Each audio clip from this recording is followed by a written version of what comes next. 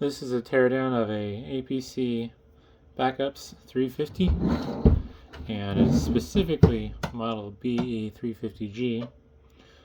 The battery cover is missing on this, but if memory serves correct, there's a little push button right here, a little spring tab. You push down and it slides out to get the battery, and then these are your battery terminals. But this video's point is to look at the inside, and that's screws aren't sticking to my screwdriver. That one almost did. I'm not trying anymore. There we go.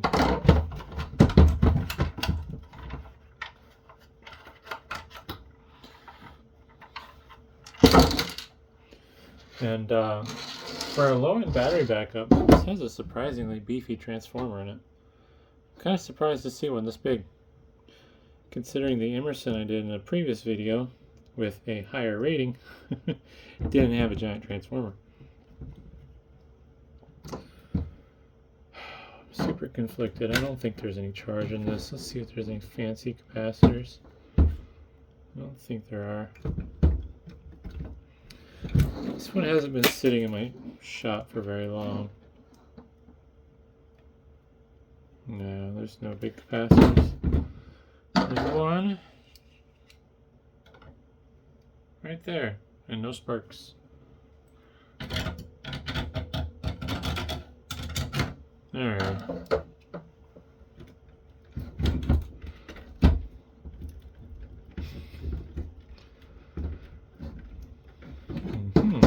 Not cooperating.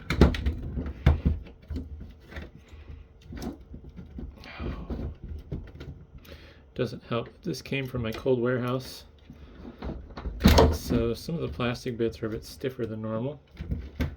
Oh, and this is a lock-in connector. I thought it was just slide on.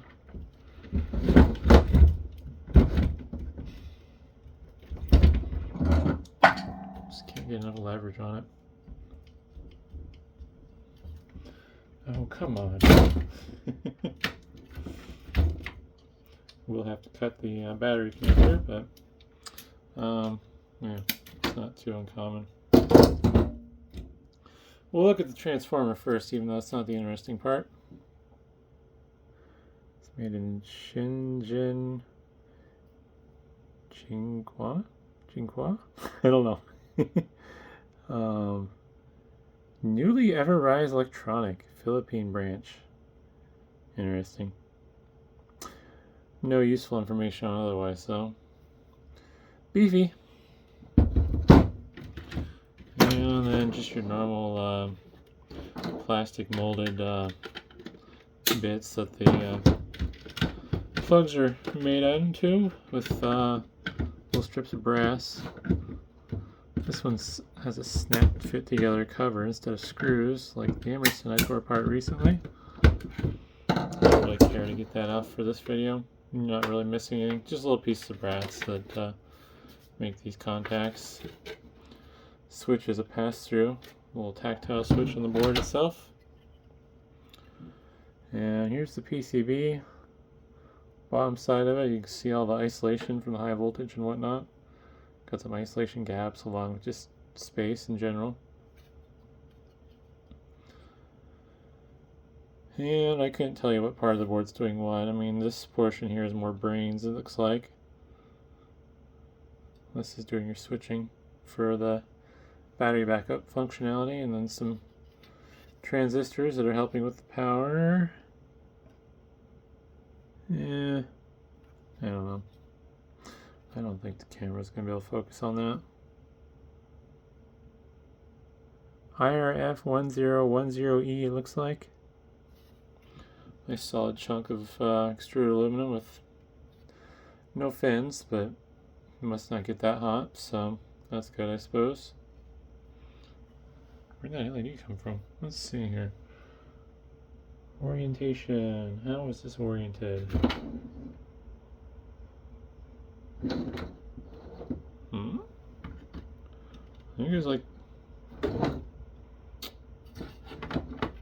think it's like that, actually. Yeah. Oh, right, that points out top. It's like, that's a weird spot for that. But, yeah, nice little relay there. What do we got? 250 volts at 8 amps is the rating. It's 2 kilowatt? Huh.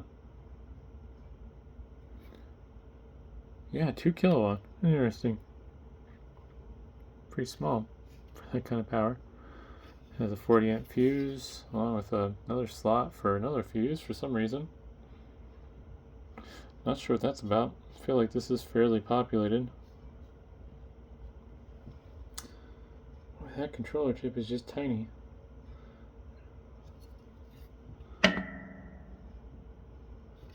$2012.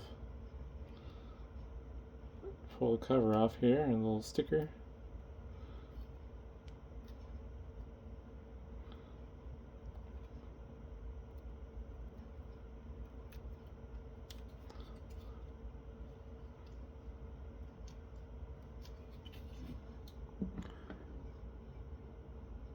Looks like it's a PIC microcontroller, but there's just too much adhesive in the way to make it readable. Let's see if I can fix that problem.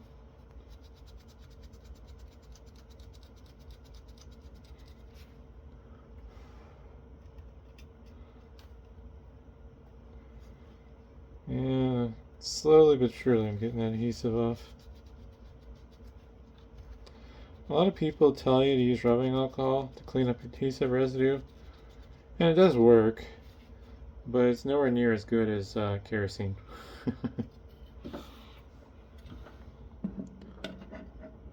Focus.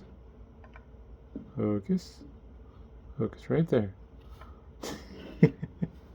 Dang it.